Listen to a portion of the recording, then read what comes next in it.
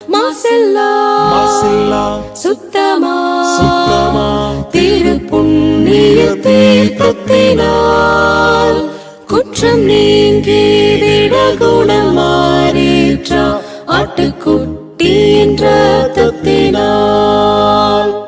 மாசில்லா சுத்தமா திருப்புண்ணிய தீர்த்தத்தினால் குற்றம் நீங்கி விடகுணமாறீற்ற ஆட்டுக்குட்டியின் ரத்தத்தினால். பிதாவாகிய தேவனுக்கும் நமது ஆண்டவராகிய இயேசு கிறிஸ்துவுக்கும் பரிசுத்த ஆவியானவருக்கும் இப்பொழுதும் எப்பொழுதும் சதா காலங்களிலும் மகிமை உண்டாயிருப்பதாக. நாம் யாவரும் தேவனை மகிமைப்படுத்தும்படியாக உற்சாகமாக பாடி தேவனை துதித்து அவருடைய நாமத்தை மகிமைப்படுத்துவோமாக. பாடல்களை வழிநடத்தத்தக்கதாக நம்மத்தில் இருக்கிற அன்பு சகோதரர்களை முன்னுக்கு வரும்படி அன்போடு அழைக்கிறேன். வாலிபன் தன் வழியை ஏதினால் சுத்தம் செய்வான், ஏதினால் சுத்தம் செய்வான்.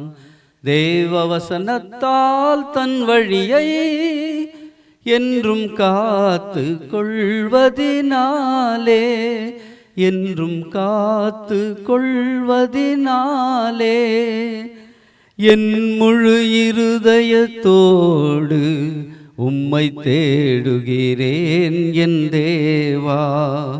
உம் கற்பனைகளை என்றும் வழி தப்ப விடாதேயும் தேவா. உமக்கு விரோதமாக நான் பாவம் செய்யாத படிக்கு தேவா. உம் வார்த்தை இதயத்திலே என்றும் வைத்து வைப்பேன் தேவா. வாலிபன் தன் வழியை ஏதினால் சுத்தம் செய்வான், ஏதினால் சுத்தம் செய்வான். தேவவசனத்தால் தன் வழியை என்றும் காத்து கொள்வதினாலே திரளான செல்வத்திலே நான் களி கூறுகின்றது போல உம் சாட்சிகளின் வழியில் நான் களி கூறுகின்றேன் என் தேவா. கற்பனைகளை தியானித்து நான் வழிகளை கண்ணோக்குகின்றேன், மகிழ்கின்றேன். கற்பனையிலும் வசனத்தை என்றும் மறவேன். வாலிபன் தன் வழியை ஏதினால் சுத்தம் செய்வான், ஏதினால் சுத்தம் செய்வான், ஏதினால் சுத்தம் செய்வான். இந்த தொழுகையின் முதல் ஜெபத்தை தேவன சமூகத்துக்கு ஒரு பலி போல எடுக்கத்தக்கதாக நம்மத்தில் இருக்கிற சகோதரரை அன்போடு அழைக்கிறேன். உன்னதங்கள் மத்தியில் வாசம் செய்யும் நீதியும் பரிசுத்தமும் நிறைந்த பரமபிதாவே, உம்மை தொழுது கொள்ளத்தக்கதாக இந்த நாளுக்காக, இந்த தருணத்தை நீர் கொடுத்ததற்காக உம்மை துதிக்கின்றோம். நல்ல பிதாவே, இப்பொழுது கூட நாங்கள் உள்ளத்தின் ஆழத்திலிருந்து உம்மை துதிக்கவும் பிதாவே, ஆவியோடு உண்மையோடு உம்மை தொழுது கொள்ளவும் நீர் எங்களுக்கு தயவு செய்தரலும். கிருபையின் நிறைந்த பரமபிதாவே, உம்முடைய நன்மைகள் நாங்கள் நினைத்து பார்த்து, நீர் எங்கள் மீது வைத்திருக்கிற அன்பை நினைத்து பார்த்து உம்மை துதிக்க போற்ற எங்களுக்கு தயவு செய்தரலும் தாப்னே. இந்த தொழுகை முழுவதையும் உம்முடைய கரங்களிலே அர்ப்பணிக்கின்றோம். நாங்கள் உம்மீது விசுவாசமாக இருக்க, இயேசு கிறிஸ்து மீது விசுவாசமாக இருக்க எங்களுக்கு கற்றுத்தாரும். இந்த தொழுகையை நீர்தாமே துவக்கு முதல் முடிவரை அங்கீகரித்து ஆசீர்வதிக்க வேண்டுமாய் இயேசு கிறிஸ்து முன் நினைப்பிக்கிறோம் நல்ல பரமபிதாவே, ஆமென். பிதா குமாரன் பரிசுத்தாவின் நாமத்திலே உங்களை ஆசீர்வதித்து உலகளாவிய இந்த பொது தொழுகைக்கு வரவேற்கிறதுல மிகவும் மகிழ்ச்சி அடைகிறேன். அன்பும் பாசமும் மிக்க சகோதர சகோதரிகளே, இந்த நாட்களில் நாம் கேட்கும் வசனம் நம் காலடியில் உள்ள பூமி அதிர்வதைப் போலவும், நம்முடைய இருதயம் மிகவும் பாரமாக இருப்பது போலவும், நாம் கர்த்தரிடத்தில் மனம் திரும்ப வேண்டும் என்ற வைராக்கியம் மூண்டவர்களாய் இருப்பது போலவும் பரிசுத்த ஆவியானவர் உங்களுக்கு உணர்வை அருளும்படியாக நான் ஜெபம் பண்ணுகிறேன். இந்த நாளிலே நாம் வாசிப்பதற்கான ஒரு பகுதியாக சங்கீதம் 119 9 முதல் 16 வசனங்களை வாசிக்க நாம் கேட்கலாம். வாலிபன் தன் வழியை எதனால் சுத்தம் பண்ணுவான்? உமது வசனத்தின்படி தன்னை காத்து கொள்வதனால் தானே. என் முழு இருதயத்தோடும் உம்மை தேடுகிறேன். உமது கற்பனைகளை விட்டு வழி தப்ப விடாதேயும். நான் உமக்கு விரோதமாய் பாவம் செய்யாதபடிக்கு உமது வாக்கை என் இருதயத்திலே வைத்தேன். கர்த்தாவே, நீர் ஸ்தோத்திரிக்கப்பட்டவர். உமது பிரமாணங்களை எனக்கு போதியும். உம்முடைய வாக்கின் நியாய தீர்ப்புகள் எல்லாம் என் உதடுகளால் விவரிக்கிறேன். திரளான செல்வத்திலே களி கூறுவது போல நான் உமது சாட்சிகளின் வழியிலே களி கூறுகிறேன். உமது கட்டளைகளை தியானித்து உமது வழிகளை கண்ணோக்குகிறேன். உமது பிரமாணங்களில் மனமகிழ்ச்சியாக இருக்கிறேன். உமது வசனத்தை மறவேன். எத்தனை ஆறுதலும் தேறுதலுமான தேவனுடைய வார்த்தை என்று பாருங்கள். இதை கேட்கிற முதியவர்கள் தங்கள் கண்மணியின் ஓரத்தில் நீர் கசிவதையும் தாய்மார்களுடைய உள்ளம் விம்முவதையும் தன்னுடைய பிள்ளைகளுக்காக நினைப்பதையும் நான் உணர்கிறேன். காரணம், நம்முடைய வாலிப பிள்ளைகள் நம் கையை விட்டு மிக தூரமாய் போய்விட்டார்கள். அவர்கள் அயல் நாட்டிலே குடியேறிவிட்டார்கள்.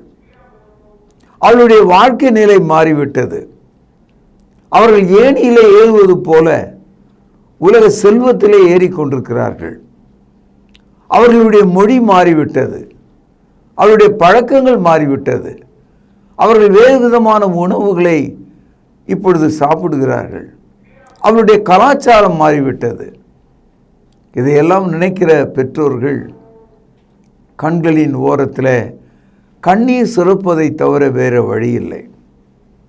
இரண்டாவதாக, இங்கே உட்கார்ந்து அமர்ந்து தொழுகையில் இருக்கிறவர்கள், நீங்களும் ஒரு காலத்தில் வாலிப பிள்ளையாக வாலிப பையனாக இருந்தவர்கள் தானே. வாலிபம் எவ்வளவு சீக்கிரமாக முடிந்து விட்டது பார்த்தீர்களா? வாலிபம் மாயை என்று சாலமோன் பேரரசர் கூறுகிறார். தாவீது தன்னுடைய வாழ்க்கை முழுவதும் அவருடைய இளமை காலத்தை நினைத்து நினைத்து நினைத்து பார்க்கிறார். David always remembers his early childhood. As a young man, he always think about God. ஒரு வாலிபனாக தேவனை எப்போதும் அவர் நினைத்து பார்க்கிறார். தாவீது பேரரசர் இங்கே ஒரு முக்கியமான சொல்லை பயன்படுத்துவதை நீங்கள் பார்க்கலாம். அது என்னன்னா, வாலிபன் தன் வழியை எதினால் சுத்தம் பண்ணுவான்.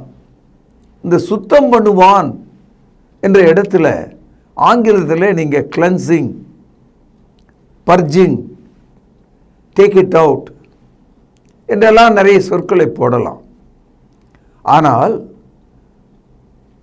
தேவனுடைய வார்த்தையின்படி ஒரு பலிபீடத்தை கட்டி அந்த பலிபீடத்தின் மீது தேவனுடைய வார்த்தையின்படி கட்டளையின்படி பலியை செலுத்தி தன்னுடைய கைகளை கட்டி தாழ்மையோடு தலை வணங்கி நிற்கிற ஒரு மனிதனை அந்த பலி எரிந்து அந்த புகை மேலே எழும்பும்போது தேவன் அதை முகர்ந்து சுகந்த வாசனையாக ஏற்றுக்கொண்டார். அப்பொழுது அந்த பலி நிமித்தம் அந்த மனிதனுடைய பாவங்கள் மன்னிக்கப்பட்டு அவன் உள்ளும் புறமும் சுத்தமாக்கப்படுகிறான். He has been cleansed in and out. ஒரு பாத்திரத்தை கழுவும் போது அதற்கு ஒரு வெளிப்புறம் இருக்கிறது. ஒரு பாத்திரத்தை கழுவும் போது அதற்குள் புறம் இருக்கிறது. சில சமயங்களில் வீட்டுக்கு புதிதாக வேலை செய்கிறவர்கள் வரும்போது அவசர கதியாக பாத்திரத்தை கழுவுவார்கள். உள்ளே சுத்தமாக இருக்கும், வெளியே அசுத்தமாக இருக்கும். வெளியே சுத்தமாக இருக்கும், உள்ளே அசுத்தமாக இருக்கும். அது நமக்கு அதிக வேதனையை தரும். எப்போதும் உள்ளும் புறமும் சுத்தமாக இருக்க வேண்டும் என்று மனிதர்கள் நாம் விரும்புகிறோம். தேவனுடைய பார்வையில் வெளியே சுத்தம் போல தெரிந்தாலும் உள்ளே அசுத்தமாக இருக்கிறதே, அது மரணகதியாக இருக்கிறதே, அது நிர்மூலமாக இருக்கிறதே, அது வேதனை நிறைந்ததாக இருக்கிறதே. ஒரே உடலில் 10-15 அம்புகள் எய்யப்பட்டால் அது எப்படிப்பட்ட ஒரு காயமாக இருக்குமோ அவ்விதமாக உங்களுடைய இருதயம் இருக்கிறதே. வாலிபன் தன் வழியை எதனால் சுத்தம் பண்ணுவான்? இந்த இடத்துல வழி என்று பேசுவது அவனுடைய இருதயத்தை தானே. ஏனென்றால் ஒரு மனிதனுடைய இருதயம்தான் அவனை யோசிக்கவும், சிந்திக்கவும், நடக்கவும், வேலை செய்யவும், மகிழ்ச்சியாக இருக்கவும், துக்கமாக இருக்கவும், சமுதாயத்தில் ஒருவனாக இருக்கவும், நல்ல ஒரு கிறிஸ்தவனாக வாழவும். It is the heart that decides in your life. It is the heart that directs your life. ஆக வாலிபனே, நீ உன்னுடைய வழியை எதனால் சுத்தம் பண்ணுவாய் என்று கேட்கிறார். எதனால் மண்ணாக இருக்கிற தங்கம் அது தூய்மைப்படுத்தப்படுகிறது என்று கேட்டால், அது எவ்வளவு நேரம் நெருப்பிலே கொதிக்கிறதோ அதனுடைய கழிவுகள் நீக்கப்பட்டு அது மிகுந்த சூட்டினால் அது தண்ணீராய் ஓடும்போது அந்த தங்கம் மிளிரும் கரையில்லாத ஒரு தங்கமாக, சுத்த தங்கமாக மாறுகிறது. It was the fire that cleansed the mud which is the gold. மண்ணாயிருக்கிற தங்கத்தை நெருப்பு அது எரிய எரிய அதில் உருகும் தங்கம் களிம்பு நீக்கப்பட்டு மின்னுகிற ஒரு பொருளாக மாறுவதை பார்க்கிறோம். சுத்திகரிக்கப்படுதல் என்பது அதுதான். இன்றைக்கும் நம்முடைய இருதயம் தேவனுடைய வசனத்தை காத்து கொள்வதனால் நம்முடைய இருதயம் சுத்தமாக்கப்படுகிறது. பாருங்கள், சங்கீதம் 119:11 வசனம். நான் உமக்கு விரோதமாய் பாவம் செய்யாதபடிக்கு உமது வாக்கை என் இருதயத்திலே வைத்து வைத்தேன். அதாவது வீட்டுக்குள்ளே துர்நாற்றம் வீசினால், வாசனையான ஏதாவது ஒரு பொருளை வீட்டுக்குள் வைத்தால் துர்நாற்றம் போயிடும். அதனால்தான் ரூம் ஃப்ரெஷ்னர் ஏதோ ஒன்றை வீட்டுக்குள்ளே கொண்டு வந்து வைக்கிறோம். தேவனுடைய வார்த்தையை உன் இருதயத்தில் நீ வைத்தால் அந்த இருதயத்துக்குள்ளே நாற்றம், மரணம், வேதனை, கசப்புகள், பொல்லாப்புகள் வராது. உமக்கு விரோதமாக நான் பாவம் செய்யாதபடிக்கு உமது வாக்கை என் இருதயத்தில் வைத்து வைத்தேன் என்று சொல்கிறார். ஆதியாகமம் 39வது அதிகாரம் 9வது வசனம். இந்த வீட்டிலே என்னிலும் பெரியவன் இல்லை, நீ அவருடைய மனைவியாக இருக்கிறபடியால் உன்னை தவிர வேறொன்றையும் அவர் எனக்கு விலக்கி வைக்கவில்லை. இப்படி இருக்க நான் இத்தனை பெரிய பொல்லாங்கு உடன்பட்டு தேவனுக்கு விரோதமாய் பாவம் செய்வது எப்படி என்றான். இது ஒரு வரலாற்று பகுதி. யோசேப்பு ஏறக்குறைய ஒரு 17 வயது இளைஞனாக இருந்தபோது அவனுடைய சொந்த சகோதரர்களாலே அவன் கொலை செய்யப்பட வேண்டும் என்று அவனை நினைத்தார்கள். பிறகு குழியிலே அவனை தள்ளி அவன் அங்கேயே செத்து போகட்டும் என்று விட்டுவிட நினைத்தார்கள். பிறகு மனம் மாறி அவனை தூக்கி எடுத்து அந்நியர்களாகி இஸ்மவேலரிடத்தில் அவனை விற்றுவிட்டார்கள்.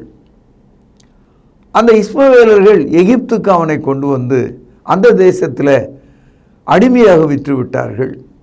அப்படி விற்கப்பட்ட ஒரு மனிதன், அந்த வாலிபன், பார்வோன் ராஜாவினுடைய மிக முக்கியமான அரசியலில், அரசாங்கத்தில் முக்கிய பொறுப்பில் இருக்கிற போர்த்திபார் என்ற ஒரு மனிதன் அதை வாங்குறார். அந்த இளைஞன் அழகாக இருந்தான், அவனுடைய பார்வை அழகாக இருந்தது, அவன் பார்க்கும்போதே விருப்பப்படத்தக்கதாக இருந்தான். கர்த்தர் அவனோடு இருந்தார். கர்த்தருடைய தயவு அவன் மேலே இருந்தது. போத்திபார் பார்த்த உடனே அவனை விளங்கிட்டான். ஏதோ ஒன்று அவனை வல்லமையாக ஏற்றுக்கொள்ள செய்தது. இப்பொழுது யோசேப்பை அவன் வீட்டுக்குள்ளே கொண்டு வருகிறான். யோசேப்பினுடைய நடத்தையை பார்க்கிறான். வேதவசனம் சொல்கிறது, கர்த்தர் அவனோடு இருந்தார், கர்த்தர் அவனோடு இருக்கிறார் என்பதை போத்திபார் கண்டுபிடித்து விட்டார். ஆகவே போத்திபாரனுடைய அரண்மனை போன்ற தன்னுடைய வீட்டில் அவனுடைய வேலைக்காரர்களுக்கு முன்னால் அவனுடைய மனைவியை தவிர அவனுடைய சொத்து சுதந்திரம் எல்லாத்துக்கும் மேலே இந்த யோசேப்பை, அந்த சின்ன பையனை, அந்த வாலிபனை அங்கே வச்சான். யோசேப்பு அந்த வீட்டிலே உண்மை உள்ளவனாக இருந்தான். கர்த்தர் அதை பார்த்து கொண்டிருந்தார். ஒரு நாள் போத்திபாருடைய மனைவி அவளுடைய இருதயத்தில் நீண்ட நாளாக திட்டமிட்ட ஒரு காரியத்தை அவள் செய்ய விரும்பினாள்.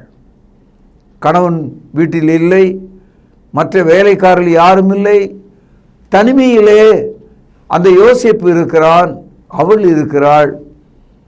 ஓடிச் சென்று அவனை பிடித்து, அவனை கட்டி பிடித்து உறவு செய்யும்படியாக அவனை அழைக்கிறாள். இந்த காட்சியை, இந்த விபரீதத்தை, இந்த வேதனையை வாழ்க்கையில் இளைஞர்கள் இன்றைக்கும் அனுபவிக்கிறார்கள். பெற்றோர்களாகிய நீங்கள் ஏதாவது ஒரு இடத்துல, இப்படிப்பட்ட ஒரு இடத்துல சிக்கி இருக்கலாம். This a common life. We have to encounter our life. இந்த விஷயத்தில் நாம் போராட வேண்டியவர்களாக இருக்கிறோம். சகோதரர்களே, இந்த வாலிபன் ஆணா அல்லது பெண்ணா? அவன் ஆண், இரண்டாம் கட்டம் இல்லை. அவன் குழந்தையா கிழவனா? அவன் குழந்தையும் இல்லை கிழவனும் இல்லை, வாலிபன். உணர்வுள்ளவனா உணர்வு அற்றவனா? உணர்வுள்ளவன். உடல் என்பது அவனுக்கு உணர்வை உண்டாக்கக்கூடியதாக இருந்தது. ஆனால் தேவனுடைய வசனத்தை அவன் தன்னுடைய இருதயத்திலே வைத்திருந்தான்.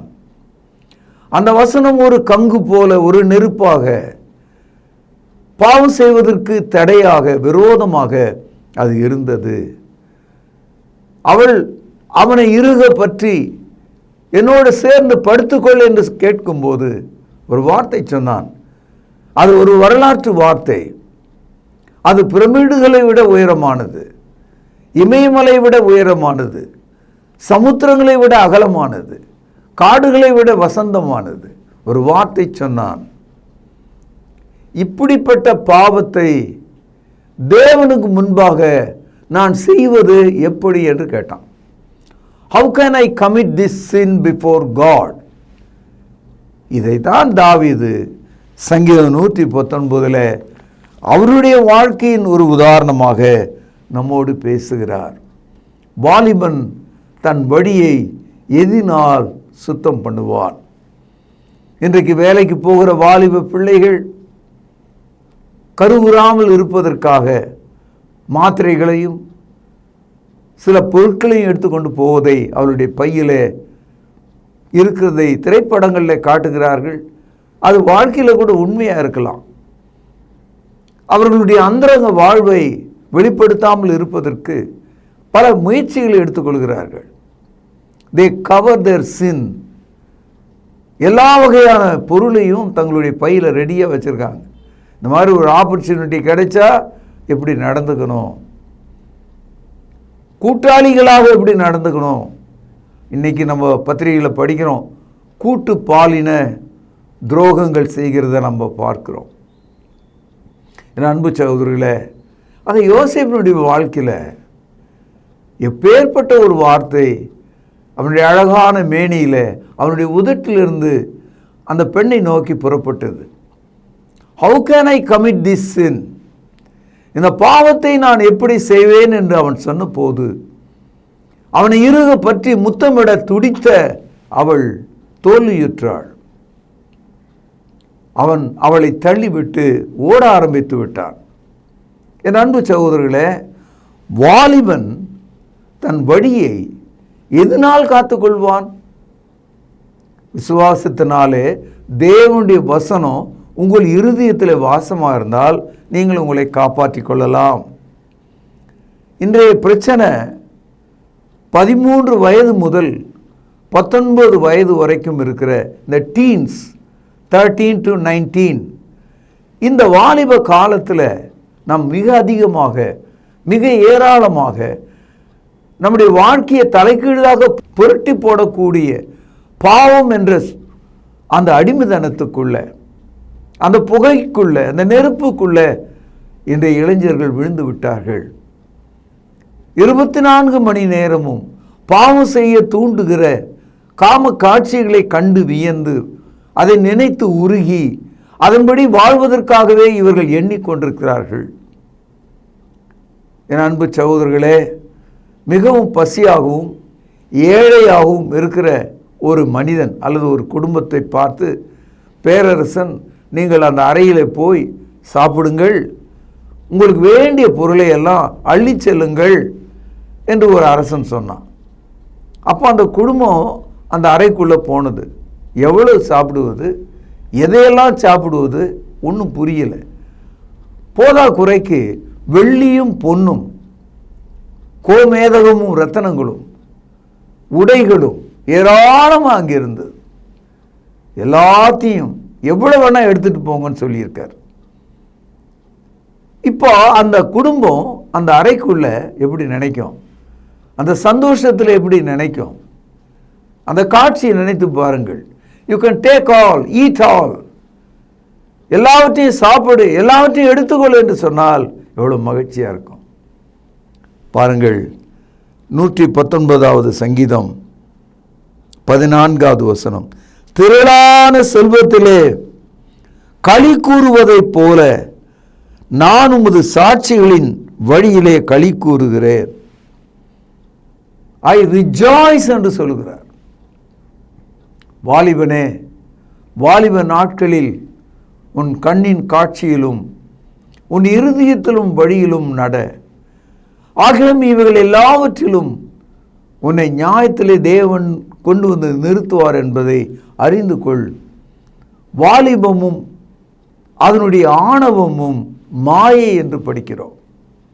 என்று அன்பு திருச்சபையே, முதியவர்களே, இளைஞர்களே, குழந்தைகளே, இந்த நாட்களில் சொல்லப்பட்ட இந்த கருத்துகள் ஒரு சீப்பு தலைவாரும்போது எல்லா முடியும் படிவது போல, எல்லா முடியையும் நீங்கள் திருத்திக் கொள்வதைப் போல, இந்த நாளில் நீங்கள் கேட்ட வசனங்கள் எல்லா முடியையும் சீர்படுத்தும் ஒரு சீப்பை போல, ஒரு கோம் உன்னுடைய வாழ்க்கை முழுவதையும் உள்ளே இறங்கி ஒரு முடியாக வழி நடத்தக்கூடிய வசனமாக இருக்க வேண்டும். உங்களை பாதுகாக்க வேண்டும். நீங்கள் உணர்வடைய வேண்டும். எப்படிப்பட்ட ஒரு வார்த்தையை நாம் கேட்டோம். நம்முடைய 2 காதுகளிலே அதை கேட்டோம். வாலிபன் தன் வழியை எதனால் சுத்தம் பண்ணுவான்? சுத்தம் பண்ணும் ஒரே வழி இயேசு கிறிஸ்துவின் இரத்தம். இயேசு கிறிஸ்துவின் பலியாகிய அந்த இரத்தம் உங்கள் விசுவாசத்தினாலே இருதயங்களில் தெளிக்கப்படும் போது நம்முடைய பாவங்களை அவர் நமக்கு மன்னித்து நம்மை கழுவி தேவனுக்கு பிரியமான மக்களாக அவர் மாற்றுகிறார் என்பதுதான் கிறிஸ்தவம். What is Christianity? God purges and cleanses our sin by the blood of Jesus Christ, which is the sacrifice once for all human beings.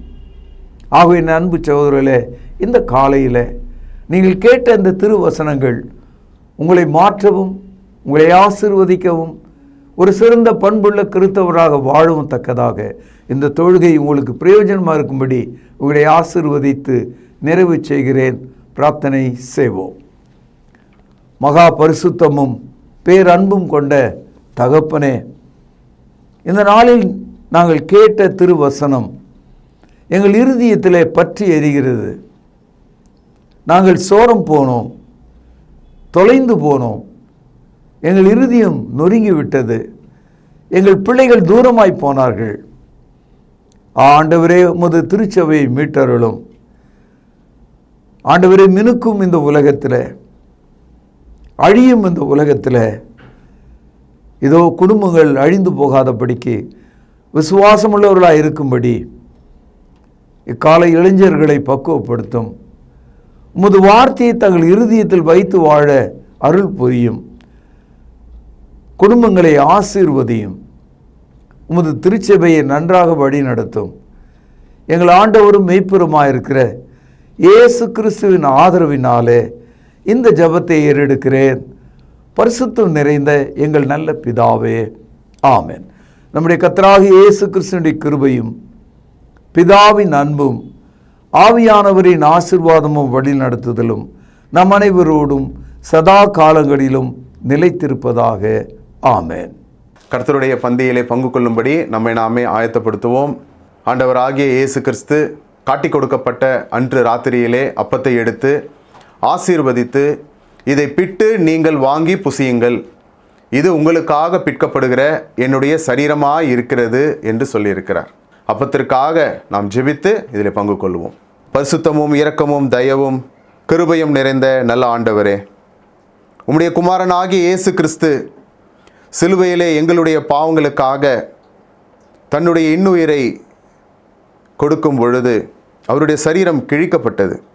அதற்கு ஒப்பாக இங்கு புளிப்பில்லாத அப்பம் இது வைக்கப்பட்டு இருக்கிறது. அப்பா, நீர் இந்த அப்பத்தை எங்களுக்கென்று ஆசீர்வதித்து தரும்படி விலையேற பெற்ற இயேசு கிறிஸ்துவனுடைய நல்ல நாமத்தினாலே இந்த ஜெபத்தை ஏறெடுக்கிறோம் அன்பின் பிதாவே, ஆமேன். அவர் அந்தபடியே பாத்திரத்தையும் எடுத்து, இந்த பாத்திரம் என் இரத்தத்தினால் ஆகிய புதிய உடன்படிக்கையாய் இருக்கிறது, என்னை நினைவு கூறும்படி இதை செய்யுங்கள் என்று சொல்லியிருக்கிறார். நாமும் கூட அவ்வண்ணமாகவே இதில் செய்யும்படியாக நாம் ஒன்று சேருவோம். தேவன் இந்த ரசத்தை ஆசீர்வதித்து தரும்படி நாம் ஜெபிப்போம்.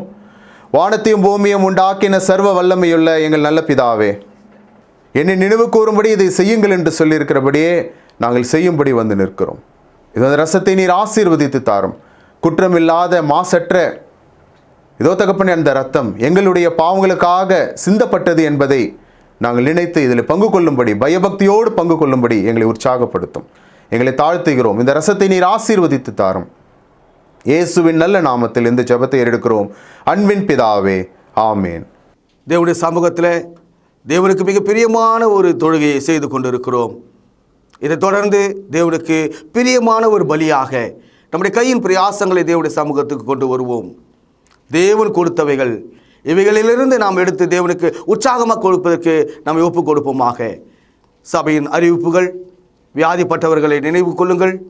விசேஷமாக ரட்சிக்கப்படாத மக்கள், அது உங்கள் நண்பர்களாக இருக்கலாம் அல்லது உங்கள் உறவுகளாக இருக்கலாம், அவர்கள் ரட்சிக்கப்படுவதற்காக தேவனுடைய சமூகத்தில் நாம் யாவரும் ஒன்று சேர்ந்து ஜெபம் செய்வோம். தேவனை ஆவியோடும் உண்மையோடும் நாம் தொழுது கொண்டோம். இந்த தொழுகையின் நிறைவு ஜெபத்தை நம் மத்தியில் இருக்கிறதான சகோதரர் ஒருவர் முன்வந்து ஜெபித்து இந்த தொழுகையை நிறைவு செய்து தரும்படி அன்பாய் கேட்டுக்கொள்கிறேன். பரலோகத்திலே வாசமாக இருக்கிற எங்கள் நல்ல பிதாவே, உம்முடைய வார்த்தையினால் எங்களை சந்தித்ததற்காக உமக்கு ஸ்தோத்திரம். அண்ட சராசரங்களின் மீது அதிகாரமுடையவராகிய உமக்கு எங்களை தாழ்த்தி ஒப்புக் கொடுக்கிறோம். வார்த்தையினால் சர்வத்தையும் தாங்குகிற எங்கள் ஆண்டவர் இயேசு கிறிஸ்துவின் கீழாக எங்களை ஒப்புக் கொடுக்கிறோம். நாங்கள் எதையுமே செய்ய முடியாது, ஆனால் பரிசுத்த ஆவியின் பலத்தினாலே செய்ய முடியும் என்பதனால் அந்த பரிசுத்த ஆவியானவருடைய ஆளுகைக்கு எங்களை ஒப்புக் கொடுக்கிறோம். தொடர்ந்து எங்களையும் எங்கள் வீட்டாரையும் பிள்ளைகளையும் ஆசீர்வதிப்பீராக.